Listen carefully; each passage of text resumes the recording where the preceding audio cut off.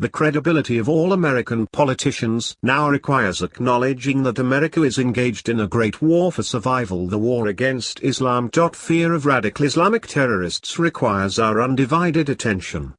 We read to believe that the ugly and vicious violence of a very small percentage of the 1.7 billion Muslims around the world, without an army, navy, or air force, is on the verge of engulfing America and Western civilization.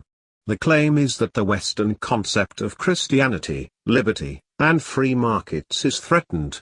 If this is so, it speaks more about the weak support for these values than for the strength of a small group claiming to speak for all of Islam. It may not make much sense, but it provokes the fear required for warmongering. The popular belief that a gigantic clash of civilizations explains today's conditions fits well into the propaganda efforts of the neocon-inspired American empire. One cannot deny that a group exists that associates itself with Islam and preaches violence in combination with extreme religious beliefs. Al-Qaeda and ISIS do exist. Claiming that they alone are responsible for the great clash is purposely misleading. That misunderstanding is required by Western propagandists to gain public support for their wars in the Middle East, and for a continuation of the American empire. Unfortunately, so far it has worked pretty well. Fear is the tool used to galvanize a people into supporting war while sacrificing liberty.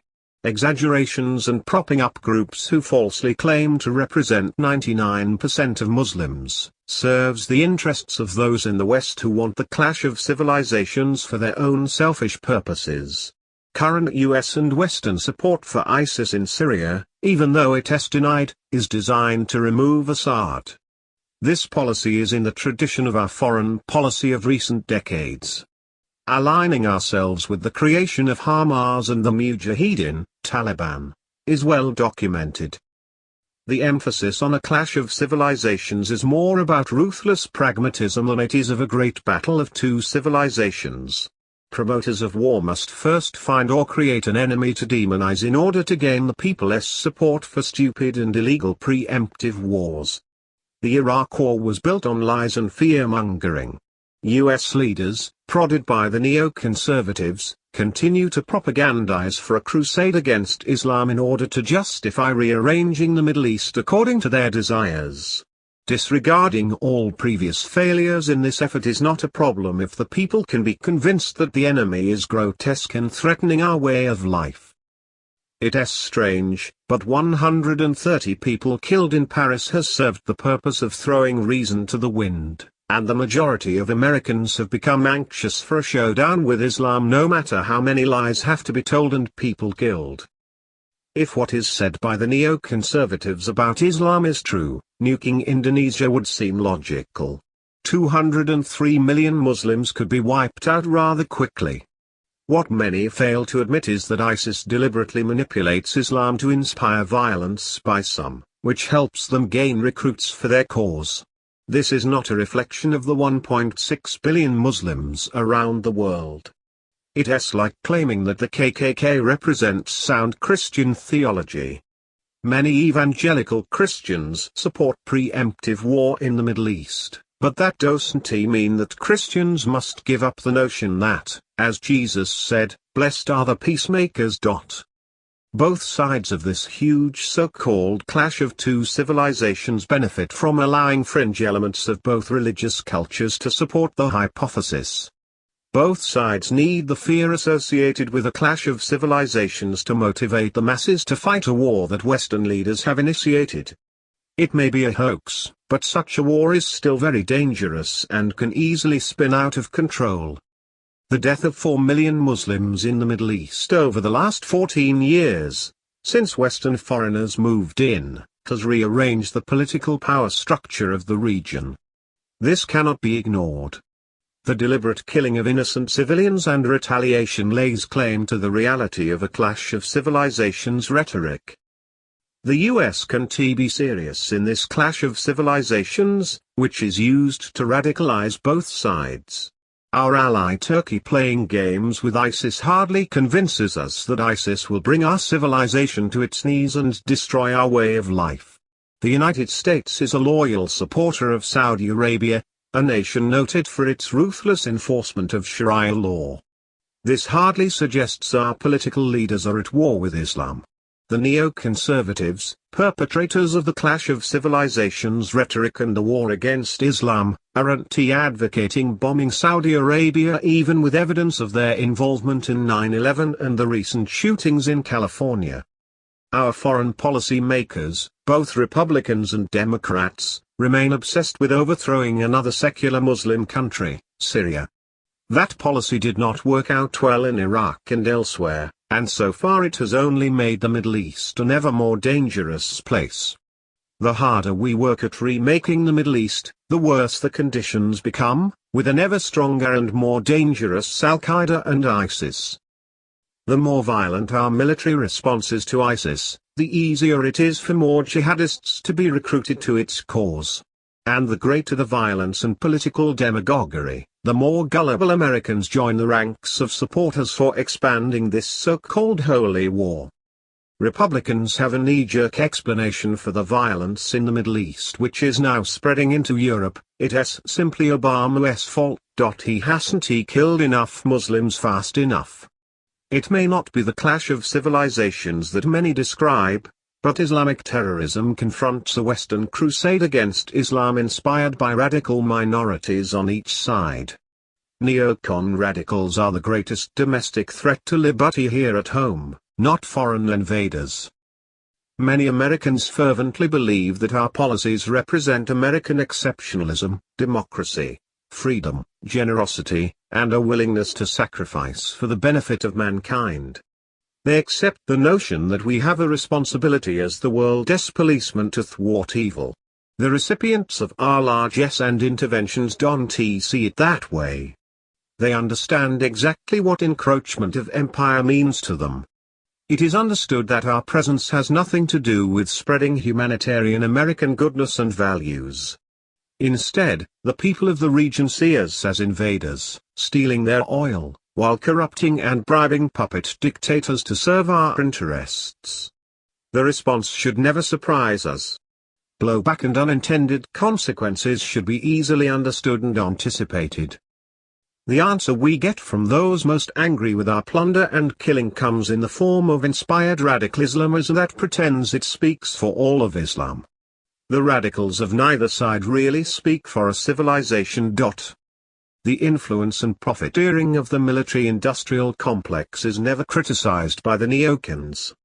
Never do we hear an honest debate by the politicians regarding the immorality of the Bush-Cheney doctrine of preemptive war that was soundly repudiated in the 2008 election.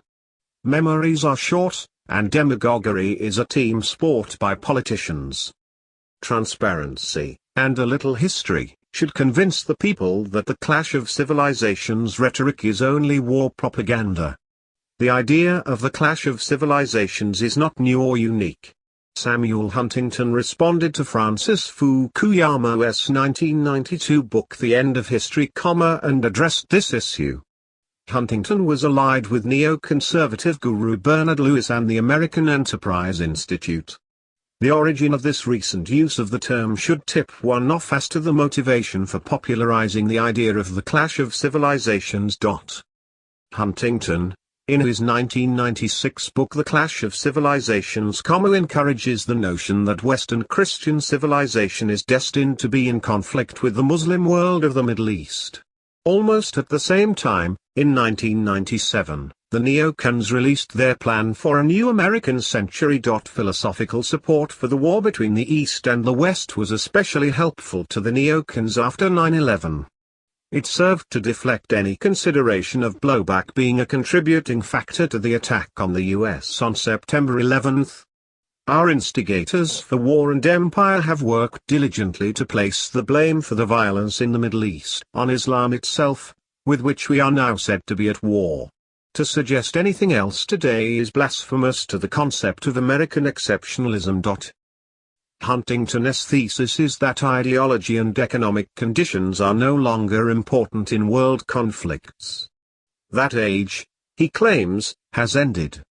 The world is now moving back, according to Huntington, to a more normal state of cultural and religious conflicts and away from state versus state and conventional war. But it is not quite so simple. Diminishing the importance of the state should always be helpful, since less big wars and central powers would result. But that is not their plan. World government is what the neocons and many other world leaders seek.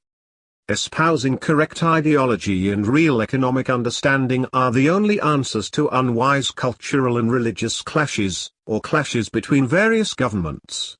My sense is that although most wars have many components to them, economic conditions are always important. A healthy economy usually results from a decent respect for economic liberty, and establishing conditions that encourage peace over war. International trade diminishes prospects for war as well.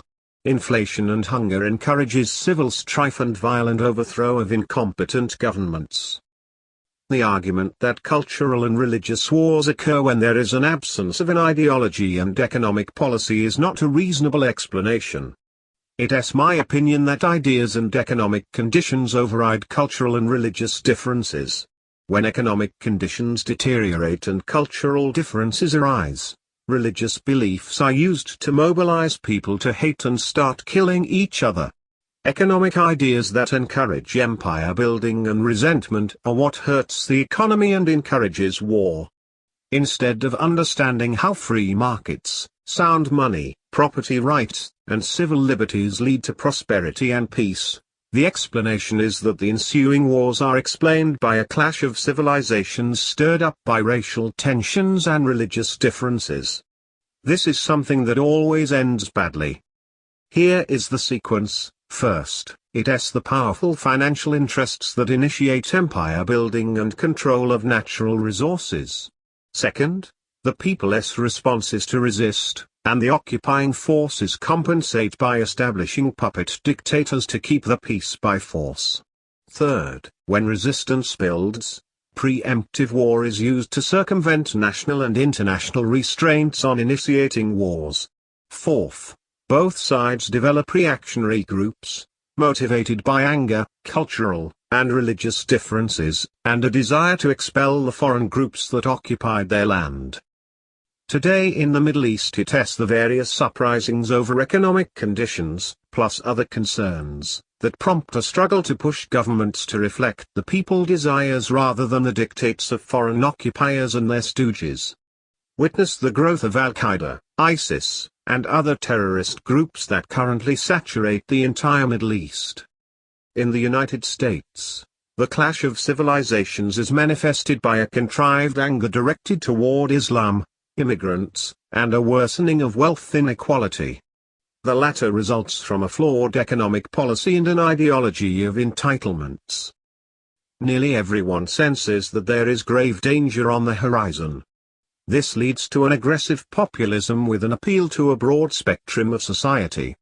Note that numerous black ministers now claim they support billionaire Donald Trump's promise of making everything right with America, delivered with an authoritarian confidence that the people welcome, a bit unusual for a Republican candidate for president. This is a perfect setup for a clash between ISIS, inspired by a group of radical Islamists, and a tough and energetic populism promoted by Donald Trump. The ideology that encourages the use of force is engulfing the world, and many are anxious to bring on the clash of civilizations for their own selfish purposes. Rough days are ahead, but ending an era of bad economic policy and lack of respect for liberty opens the door for the growing interest and understanding of liberty by a new generation. Voluntarism is far superior to the authoritarianism offered to the world today. What seems to be support for constant escalating wars can all be reduced by replacing the bad policies of statism with a simple and easily understood philosophical principle: the rejection of all aggression as a method for individuals or governments to alter society. In spite of the chaos the world is now facing, the solution is not complex. As the state entities continue to fail, a little common sense could go a long way in advancing the cause of liberty.